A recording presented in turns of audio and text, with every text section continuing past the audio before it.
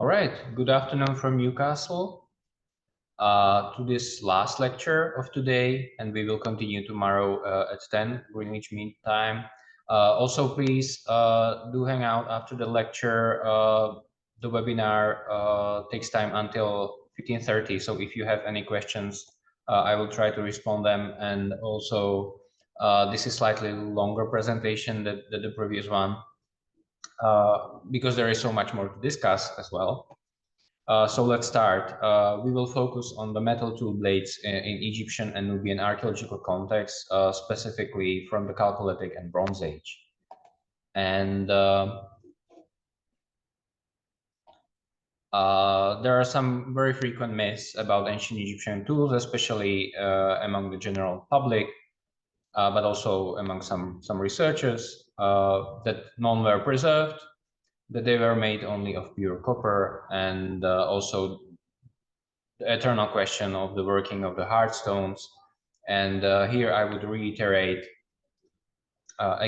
mention the experiments by Dennis Stokes, which were published 20 years ago and recently in the updated edition of his book, Experiments in Egyptian Archaeology, where he showed quite convincingly that flint or chert are very effective materials for working the hard stones, even granite. And just recently, there was a paper published by Anna Serota from the Metropolitan Museum of Art in New York with the title Reading Tool Marks on Egyptian Stone Sculpture. This paper is in open access, so you can immediately Google it and download it and study it. It has very nice documentation of the tool marks, tool traces on the stone sculpture. And in comparison of the traces made by metal tools and stone tools, these for the early stone sculpture rather look like the traces of the stone tools. So even in the Bronze Age, ancient Egyptians would be using tools made of stone, but also tools made of metal. Specifically about the metal, very important is, of course, the use of correct terminology in English so that we understand each other when we are discussing the details. And I would recommend this book by Doniert Evely, Mineral Crafts, Tools and Techniques, in 2 volumes. The first volume is focusing on the tools and on the various crafts. And there are also very nice explanations and very nice drawings of the different types of tools and of their names in English terminology. Of course, different authors are using other terms, and I also sometimes prefer something else than evilly published in this book, but this is a really nice guidance for the terminology that we are using for the tools. This is an example from that book, for example, about chisels and about their different types and different typology. In Egyptology, one of the foundational works focused on the tools and also weapons is this catalog from the British Museum, which published all the collection, all the complete corpus of the axes from the British Museum, the metal ones, and they were all analyzed. Everything is published in this volume, and this is really one of the landmark publications, even after these almost 40 years after its publication. This is really one of the cornerstones of the research of ancient Egyptian tools. And I will be frequently referring to images or some data from the publication. Very important point to make in the beginning. We have in archaeological record, we don't have that many of the molds preserved, casting molds for the tool blades, but they are frequent enough to make an assumption that when ancient Egyptian metal workers were producing the metal tool blades, they already knew what they are producing. So they were producing X blades, they were producing X blades, and they were casting them into these open molds that were preserved from different sites, for example, from Old Kingdom and Middle Kingdom Buhen. on the left side, or from Sarabid al-Khadim, and based on the shapes of these tools, these are very likely early New Kingdom specimens of objects. And we very often call them Egyptian because this is, of course, these are the main, most frequent items that are found in ancient Egyptian contexts. But this is, so to say, helpful terminological.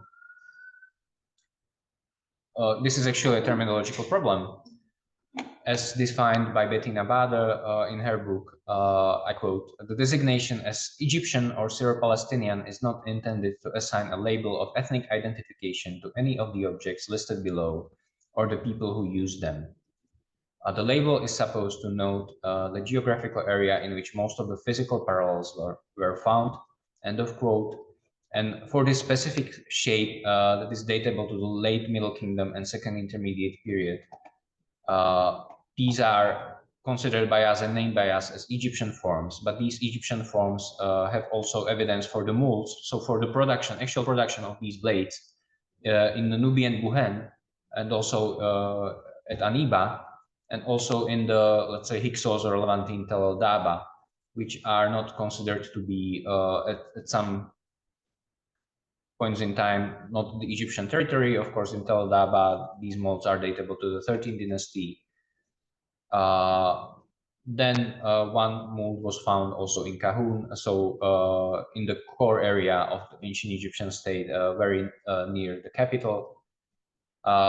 But there's this open question whether what we are discussing as Egyptian shapes might have been also produced some other craftsmen, and so to say produced to the market and then marketed or exchanged or traded within the broader Eastern Mediterranean.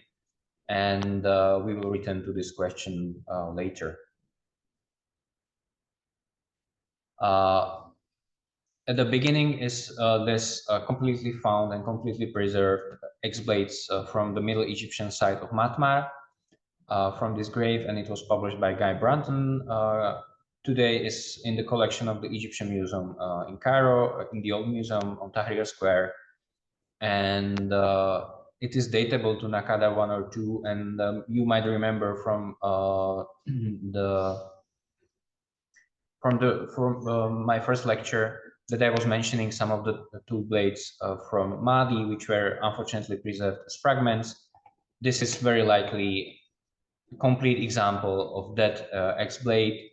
And what is even more intriguing, it was studied very early on by an archaeometallurgist, by Professor Carpenter from the Royal School of Mines in South Kensington in London, and it was published in Nature in 1932. Also with the micrographs and with the microstructure, and there were also measurements of the hardness throughout the blade. And in the morning after the first lecture, there was a question about the different hardness alongside the blade, and this was also shown for this blade in that particular paper by Carpenter already in 30s. This X-blade was quite heavy. It had 1.5 kilograms, and it was also made of very interesting material because it had a lot of copper, of course, but more than 1% of nickel, also about 0.5% of arsenic, and some other trace elements which are typical for the metalwork from the Predynastic and Early Dynastic era. There were also some traces of tin and antimony, and because the metallographies are published within that paper, it is without doubt that this is work structure. After casting, it was heat treated, cold worked, and this cold working was focused on blade. So they were clearly focusing on making this blade as hard as possible. It was not that successful because recounted Vickers micro hardness, it is still rather soft. But they are making an effort, and they are using all the metalworking techniques that we would expect also from the later on in the early dynastic period, or the Old Kingdom. And this is an X-blade that is datable from the that is datable to the first or second phase of the Nakada culture. And even though this paper is it will be a century old, it's still relevant for contemporary discussion, because you can see that quite early on in the area of Egypt, we have artifacts that are processed by metalworking techniques. There is another interesting context. These early axes, as well as this one from Matmar, they are formed on the basis of lithic or polished stone artifacts. And perhaps there was a lack of difference initially between axes and edges.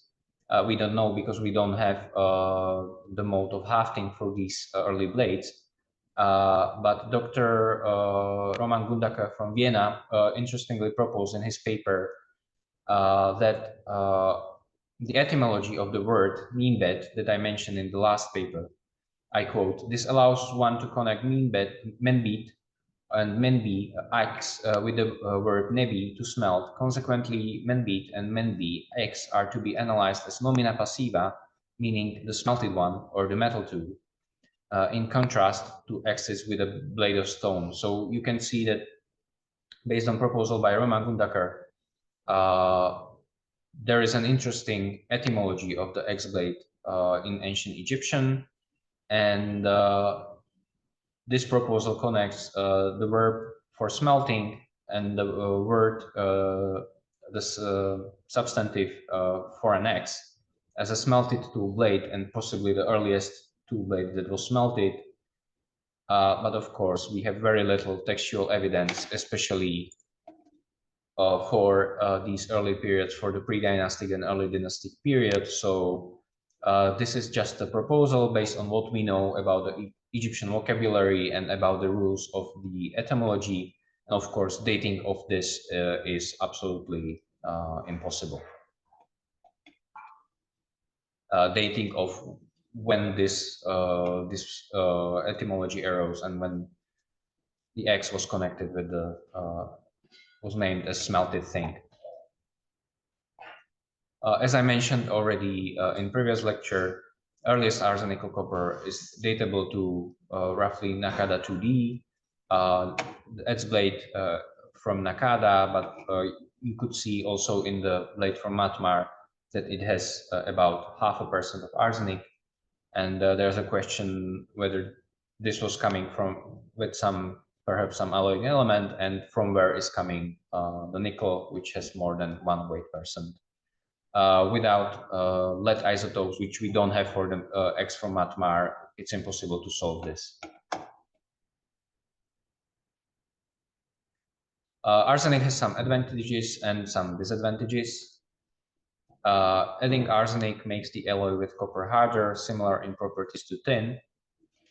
And of course, arsenic is a toxic metal, but the process was partially controlled because already in the antiquity, ancient Egyptian metal workers knew that arsenic is dangerous, so they try to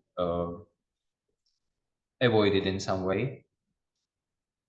And it's important also to say that iron ores were also targeted as fluxing agents for copper ores. So the iron ores were also sourced even before they started to produce iron, because they were good for fluxing agents for copper ores. And there is a big discussion going on about the presence of iron in early Egyptian metalwork and what does it mean for the processes that were happening, especially in the early and middle Bronze Age. Of course, the main open question, as I already mentioned, is how the arsenic was added, whether this is all the times intentional, or they are from time to time using copper ores that have also arsenic. The main problem is that the only source of such copper ore is a site Wadi Tar, which is in southeastern Sinai, and it's very far from any Egyptian presence on Sinai. And it's a small site compared, for example, to Wadi Marara or Serabit al-Khadim, where Egyptians were based. Yeah, and the other question is where the Egyptians, if they were adding arsenic, where they were sourcing it. Already in the pre-dynastic period and in the early dynastic period, we have some evidence of archaeological artifacts who are bearing texts. So these are predecessors of the already mentioned textual records on X blades in the previous lecture. Unfortunately, the pre-dynastic ones we cannot read, or it would be very courageous to read, for example, this mark here on Yet's blade from Kubania as a hieroglyph, and it was found in pre-dynastic grave.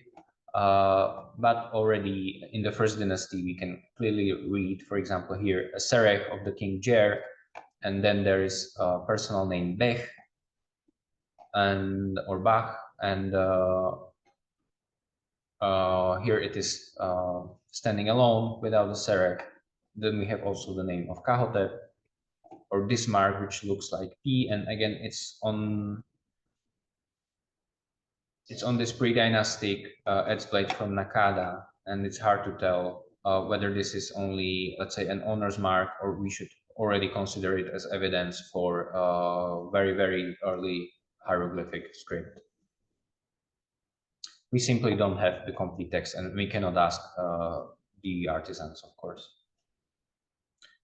Very important context is coming from Saqqara, from the reign of Jer, slightly before 3000 BCE, and recently there were 2 radiocarbon dates measured for this particular tomb from some short-living plants. So these radiocarbon dates are quite good, and they posit this tomb somewhere shortly before 3000 BC. And this tomb contained the earliest preserved complete toolkit, complete with the metal blades, but also with the wooden handles. And altogether, there was about 500 objects found there, about 100 vessels, and about 400 tools. Some with handles, some without, like these X blades. And for a long time, these were not on display. But now they are. A selection of these objects is in the new collection in the Grand Egyptian Museum near the Giza pyramids, and this is within the context of the whole Eastern Mediterranean. This is very important archaeological context because it shows already fully developed toolkit. You can see the ergonomic shaping, for example, of the chisel blades, and this does not look like something that is imported from somewhere else. This looks like something that is already quite developed in the first dynasty. This earliest complete toolkit from Saqqara. Unfortunately, none of these objects were analyzed, so we don't know their chemical composition, and we don't know how this huge amount of copper was put together in the first dynasty.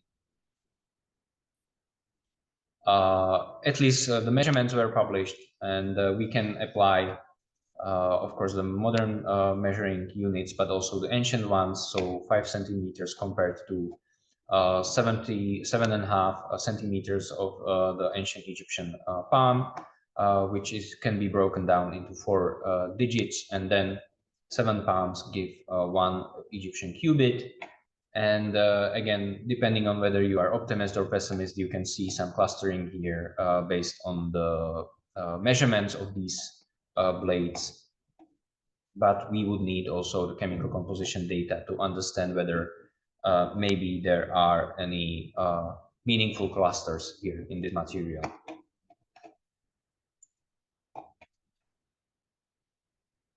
The similar case is also for the X blades, which were by Emery, by the excavator of this tomb, named as ingots, but compared to other parallels, these look like some worked and some unworked X blades. And again, maybe there is some clustering, but we would need archaeometallurgy to understand better what is going on with this material. Maybe this small cluster can be separated also, maybe here somewhere around 100 millimeters, but it's hard to tell, and there are different types present here in this cluster. Anyway, what we can observe is a certain scaling of the tool size, because, well, not each craft needs the big blades, of course. If you are working with, for example, with ivory or with semi-precious stones, it's much easier to use small chisels. And also ancient Egyptians were aware that you don't need you need different size scales for the tools. And here this is rendered, it's not early dynastic example, this is first intermediate period model X blades from the tomb of Nehet, but you can see clearly on this photograph from the Louvre Museum that there is a bigger X blade, smaller one, even smaller one. And if you recall the evidence from the Papyrus Reisner, there were clearly defined categories of X weighing 50 deben, X weighing 40 deben, X weighing 30 deben. Then there were X's weighing 20 deben and also 19 deben, but there was some clear categorization. And these items reappear in those lists from that workshop from Papyrus Reisner #2. So there is some meaning in those numbers, and there is definitely something going on with the scaling of the tool size.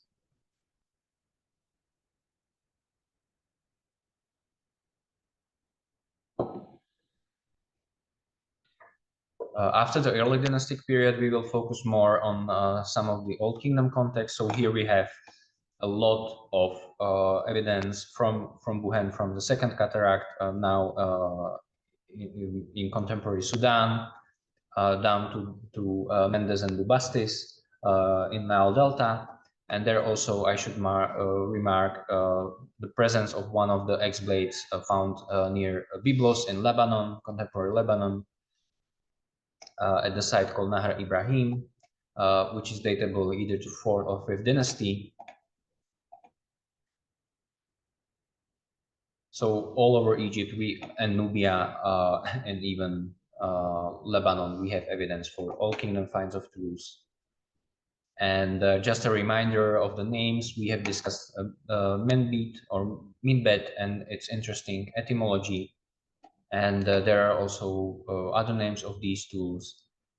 And it's just important to be aware that ancient Egyptians had their own categorizations and their own names for the tools. And sometimes we can identify them sometimes tentatively, sometimes with a better chance of results if there is only one name for an X, it's an X. But we, for example, in some of these types of chisels, we are lost because we don't have enough evidence to establish a connection between the particular name and a particular type of chisels in the material. There were some chisels heavier for stoneworking. This is a nice example of copper chisels weighing almost 100 kilogram, and it was found in Lower Nubia. It has, again, a denotation of the working fillet, and it was published by Ellen Rowe. Now it's in the collection of the, I think I saw it in the Grand Egyptian Museum, cleaned, and is a very good example of a heavy Old Kingdom chisel. Some others were found in the burial chamber of Queen Hetepheres at Giza. This book is available in open access on the internet, so you can just Google the name, the Tomb of Hetepheres, and you can download the whole PDF. And there was this very interesting toolkit, very well datable to the 4th dynasty, with these 4 different types of chisels. And they were not on display in the old museum, but they are now, I can confirm, I've seen them restored and cleaned in the Grand Egyptian Museum in the Old Kingdom part of the exhibition. So they are now on display, and you can see them, these artifacts in Egypt. As far as I know, they were never analyzed for chemical composition, so we don't know the chemical composition of those, fortunately. There were also some finer chisels. So here are examples, again, from Giza, of some smaller chisels, and also some other objects like fish hooks and needles and fragments of bigger blades. These were published by Austrian archaeologist Karl Kromer in 1970s.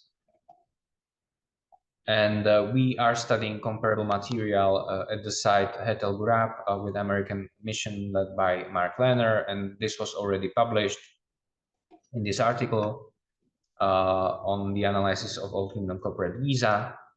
The largest find from one of the parts of the site was this tip of chisel found in the galleries. It weighs 53 grams, and it was the heaviest metal find from the galleries that was not recovered and not recycled. It is very likely a tip of a chisel. And we analyzed it, unfortunately only the surface, and it was made of arsenic, and there is also a significant presence of iron. This might be connected as well with the corrosion processes, and we will need to really cut a metallographic sample to see what is going on in the microstructure of this object. But this is a general idea. This is not a tin bronze. This is definitely an arsenic copper. And this is fragment of something bigger that could have been looking like this, a quite heavy, big chisel with the tip broken off.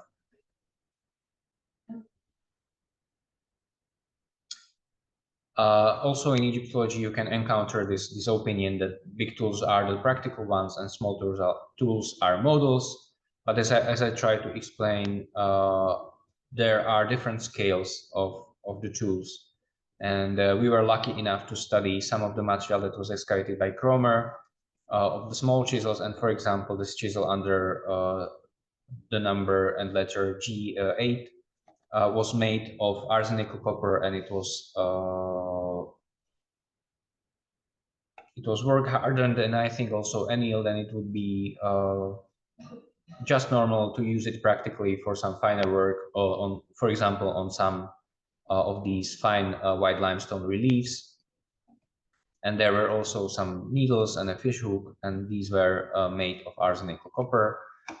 For this, because this material was available in the Vienna University collection, we were able to sample those and also measure lead isotopes and chemical composition by instrumental neutron activation analysis. So we have much better data for this particular batch of material. So these are chisels, different sizes. You can see the big ones, they are quite rare.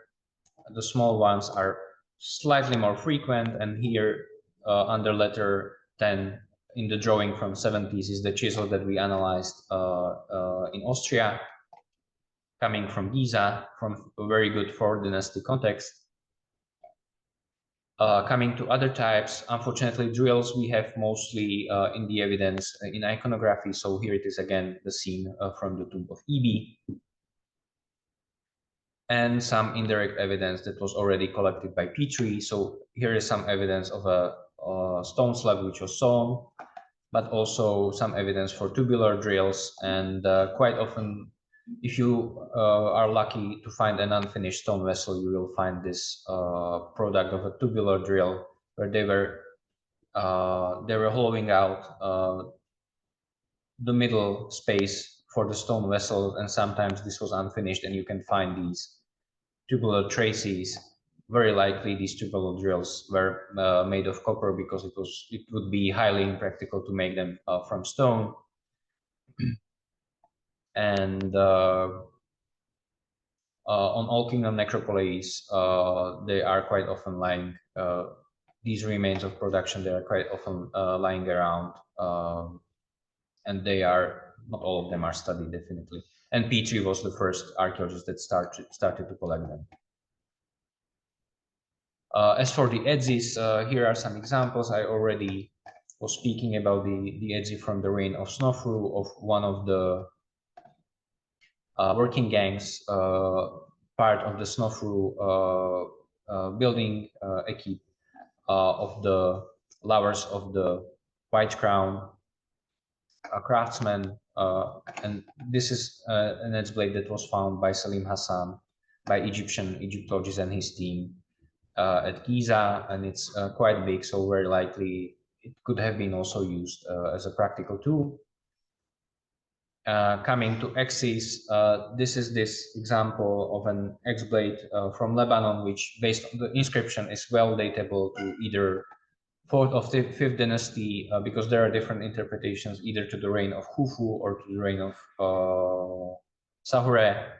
And it's the heaviest example that we know, weighing more than 2 kilograms of copper. And it's now in the collection of the Pontifical Biblical Institute in Jerusalem. As far as I know, it was never analyzed, and there are no lead isotopes for this yet published. For an example from the Egypt itself, we can, for example, mention this X from Abu Rawash, very well datable context from the early Fourth Dynasty, from the reign of Rajadev, of course. The context looks like a foundation deposit, and although the X blade here is quite heavy, it's almost 1 kilogram of copper, and it was published by Michel Valoggia. So these are some examples of the bigger bigger X blades. As for the saws, again from the burial chamber of Hetep Heres, here is a possible example of a saw blade which is unfortunately quite corroded.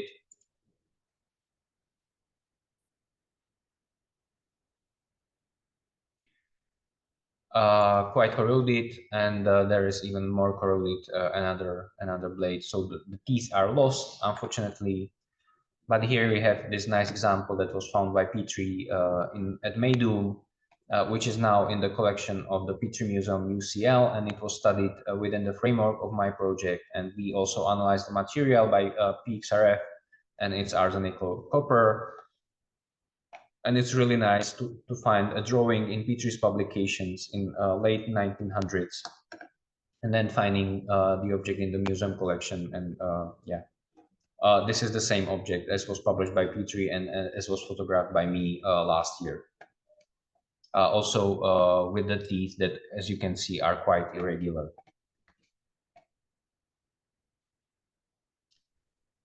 Again, there is this question of ownership, and as I already was telling you, these are probably state-owned tools, which are either denoting fillet or other parts of the building teams that were participating on the big building projects, and possibly then the objects only with personal names belong to the craftsmen or artisans themselves.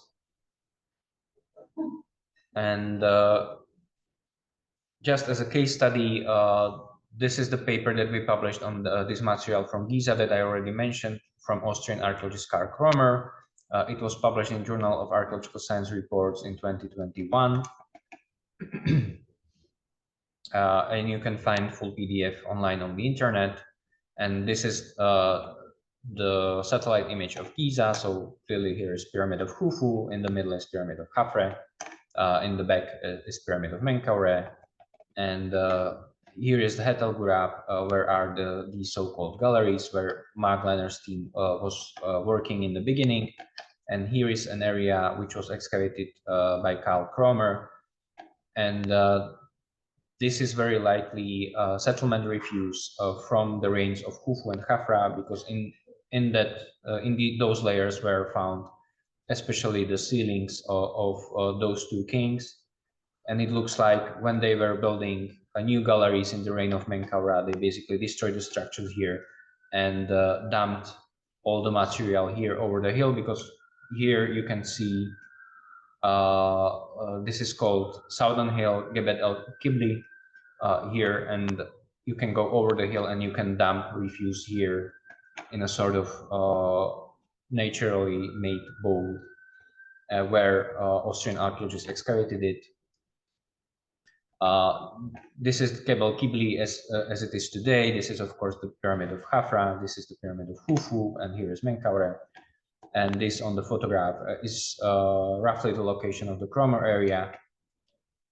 And yeah, we were working with this material, which are the best remains that we could get from the Fourth Dynasty, from the reign of Khufu and Khafre. And since I was working with the typology, we could also identify, or I think I was able to identify fragments of the larger blades. So here you can see this is very probably a fragment of an X blade, or less probably an X blade, because X blade would have been more straight, I would say. And but it's nice because in the fragmentary objects you can of course cut the sample and study the metallography of this particular object. Unfortunately, this was not that much corroded, but the results Jiří Kmošek will be speaking about them, and as you can see, there is only a few large objects preserved from the Old Kingdom, and what you are working with are mostly these fragments. All of them, nevertheless, confirm that the material that was used for the production in that particular period of time was arsenical copper.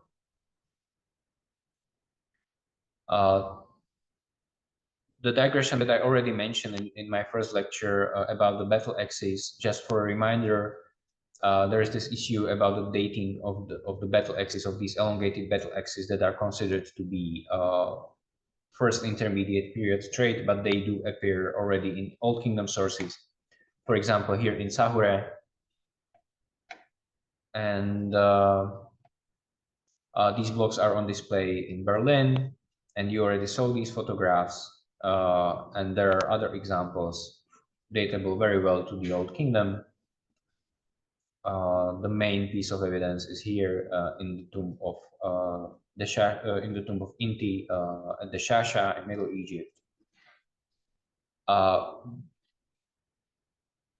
And probably these elongated X blades served as an inspiration also for the tool blades, because, well, unexplainably, in the 6th dynasty, all of a sudden the tool blades, especially of the edges, start to be more wider and elongated, as well as the examples of the 6th dynasty razor blades. And this was incomprehensible, but with the dating of these elongated X blades, possibly this is an inspiration coming from the realm of the weaponry to the realm of the tool use, so that when you encounter a context where you have these blades with rather wide edges, you know that they are quite late in the Old Kingdom, or maybe they are datable already to the first intermediate period. And this is one of the best examples of the toolkit from this period, from late 6th dynasty or first intermediate period, that was again found at Saqqara by French archaeologists, and now is in Egyptian Museum in Cairo, in the Old Museum.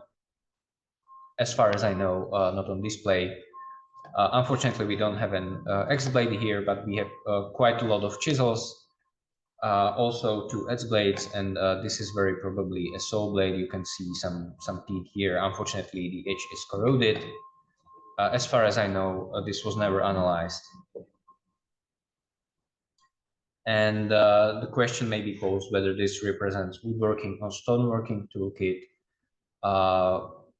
We really don't know, and we would need to study the actual object. And the problem is maybe it was used for both, of course, and it did not matter that much for the artisans in the ending early Bronze Age and beginning of the Middle Bronze Age.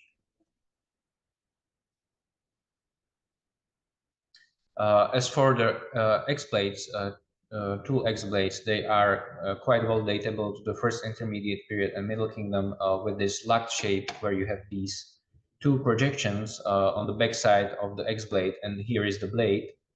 And this is a further development of the X blades. You have seen the Old Kingdom examples where there are no locks, and these locks are specific trait of these later examples, later specimens. And they are found also at Byblos, and this is an example from the paper by Gianluca Miniaci and Camila Zala. These are examples of the Lux X blades which were found at Byblos, and also some edge blades and a chisel blade. And I presume these are still in Lebanon, and you already understand now that it would be really helpful if we applied archaeological techniques and also analysis of the lead isotopes to understand the material and whether these represent Egyptian imports, or maybe these were produced in Lebanon and then they were supposed to be brought to Egypt. We simply don't know.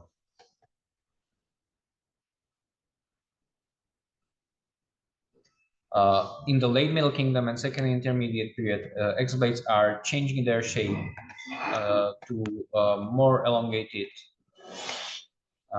elongated shapes and more thinner shapes, the symmetrical, and also the type that was called by Vivian Davis wasted. And a lot of times these are quite long. And these are the sites where these blades do occur. And it's very difficult to pinpoint exact time in the late Middle Kingdom where there was this change from these rather broad shapes of lax blades, these almost rounded ones, to this late Middle Kingdom specific type that I was already mentioning in the beginning of my talk. And probably we have a missing link in axe evolution preserved here at Kerma in Upper Nubia at Cemetery B in grave B70 of female individual, where we have something that looks like an Egyptian artisan tool kit somewhere from the Middle Kingdom, and you can clearly see that this is something between this shape, which is from the first intermediate period or early Middle Kingdom, and this further development of this elongated symmetrical shape where you have this pronounced corners and rounded blade, and also this rounded backside of the blade. And this is something in between in the development. As far as I know, this material should be now in Sudan, and what is happening to it, we cannot be sure.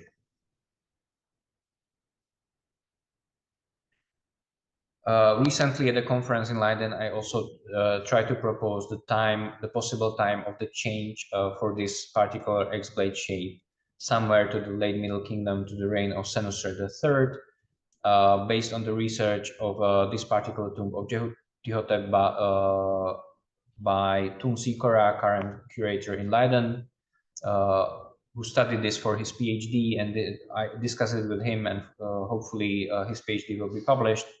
And here on this example from the collection of the British Museum coming from Delar Bersha, we have this strange shape here as a battle axe, which is probably a rendering of something that was not very well known to the artist, and compared to this elongated and fenestrated epsilon X blade, battle axe blade of this other individual. But here you can see possibly this is the earliest iconographic instance of these late Middle Kingdom shapes or forms of those X blades. And at Mostagaday, Middle Egypt, there is a cemetery datable to the second intermediate period, and there are also some so-called Pengrave or Nubian populations there, and the metal blades there were usually mostly and mainly interpreted as weapons. But if you look on the specific forms, you can tell apart weapon blades, which are on the left side, from possibly heavier tool blades, wooden limestone working tools. Some of them were found together in one assemblage as a toolkit, and possibly we can tell apart those two artifact categories, although this of course requires the engagement of the metalwork wear analysis, and I will be showing you tomorrow how easy or difficult it is to identify either tools or weapons. In the late second intermediate period, the battle axes became quite elongated.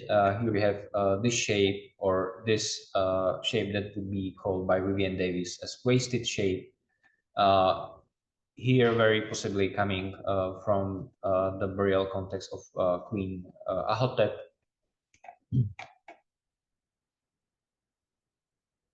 And as a continuation of the development of the battle axes, of course, these are very well-known reliefs from the Deir el-Bahari from the reign of Hatshepsut, where the battle axes, you can clearly see the shape here and the form of those battle axes.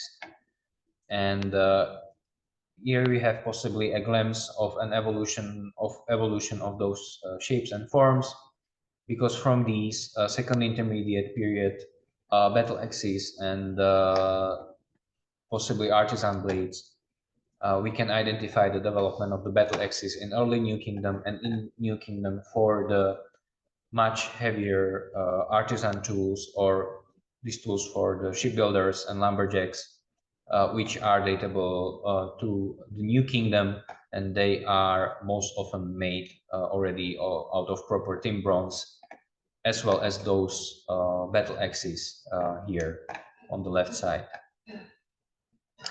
Here's an example of a New Kingdom context of a toolkit from Dendera from Mastaba 340 that was published by Flinders Petrie in the beginning of the 20th century. Just to end, for my project, I try to focus on case study of Chalcolithic and Bronze Age axis as a good example of what we can do and cannot do with the Metalwork wear analysis. And also tomorrow, I will be showing you in the last lecture quite a lot of examples of X-blades and artifacts that are usually researched by the Metalwork wear analysis are on the selected corpus of material, and this part of the material are the blades that are well preserved, but what part of the corpus is actually represented and what can be studied by the Metalwork wear. As Andrea was telling you this morning, sometimes if you have a microscope, and even though the blade looks unpromising, if you have a microscope, you can identify some traces of the production or use wear on that, but only with the help of the microscope. And the advantages of axes are that they are quite big, so they were unlikely to be missed also by early excavators. And broad patterns of production and use wear can be studied because also the surface of them is quite big. And well, possibilities of experimental work with arsenical copper or arsenical bronze are limited. So it's important to employ metalwork wear analysis to investigate genuine ancient tools made of arsenical copper. And tomorrow, in contribution by Melanie Pitkin, you will see how we try to deal with this for the replica tools for the earlier periods of Egyptian history. So I try to update the corpus after the publications by already mentioned Davies and my books as well, and also a book by Eva Kühnert-Egebrecht, which was again a catalog of X-blades known to her at the end of 60s. In order to have full counts for the whole Egyptian and Nubian Chalcolithic and Bronze Age. And in addition, many museums in the past decade have their databases online with photographic documentation. So the total number is that I was able to put together is for the Chalcolithic and Bronze Age Egypt and Nubia, it's 1,764 specimens, including both full-size X-blades, so the examples that I was showing, for example, from Nahr Ibrahim from Lebanon and from Abu Rawash, but also model X-blades that occur in those model workshops. And as a breakdown of the numbers, little is preserved from Chalcolithic. From early Bronze Age, which is mainly the Old Kingdom, we have mostly the model tools, which are rendered as model tools in the artisan toolkits. And as for the weaponry, because not all weapons are analyzed, we cannot yet tell apart possible Old Kingdom specimens of battle axes. So they are still lumped together within the Middle Bronze Age for weapons as well. And as for the provenance in the specific parts of the Eastern Mediterranean, there is much more preserved from Egypt than either in comparison to Nubia or in comparison to, for example, Levant or Sinai. Of course, we have quite a lot of unprovenance material. More than 600 X-blades have no provenance at all or very dubious provenance, so we cannot rely on it. There are challenges in metalwork visibility, as Andrea was mentioning, and as I will be showing you tomorrow, only 1,300 X-blades have published image, which is about 75% of the corpus. For the rest, I don't have any image to decide anything. And of course, not all artifacts were cleaned or have patina that allows the study of the production and use ware. Only about 100 specimens of X blades were cleaned and have best accessible metalwork ware, which is about 5% of the whole corpus for the Chalcolithic and Bronze Age. Of course, most of these examples are datable to the Bronze Age.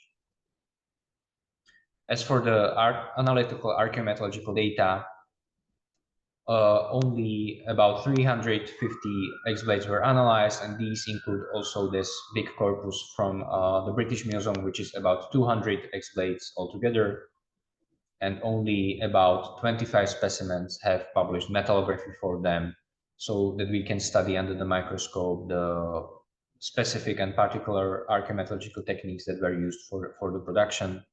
Fortunately, among those 25 specimens is also this predynastic X-blade from Matmar, which is really important piece of evidence for the early metalworking techniques. And there are other challenges, and that is also the ending for the tomorrow lecture, where I will be trying to show you whether, or we can discuss whether it is possible to make a distinction between tools and weapons, and in several periods, as I was showing you in this talk, in several periods of Egyptian Bronze Age history, forms of the artisan tool blades and battle axes were similar or identical, and identification of the user patterns, if present, is challenging. And of course, objects could have multiple uses. But we will return to this in the last lecture tomorrow. And just to end, as we began revisiting the myths, none of the tools were preserved. This is simply not true. There is quite a lot of material preserved and dated well from very good archaeological contexts. For the earlier periods of Egyptian history, the main material is arsenic copper or arsenic bronze if arsenic was added intentionally. For the late Bronze Age, for the New Kingdom, the main material is tin bronze. If you analyze the object, it is usually made of tin bronze. And as for the working of the hard stones, experimentally such processes can be explained, but also with the use of stone tools. Thank you for your attention.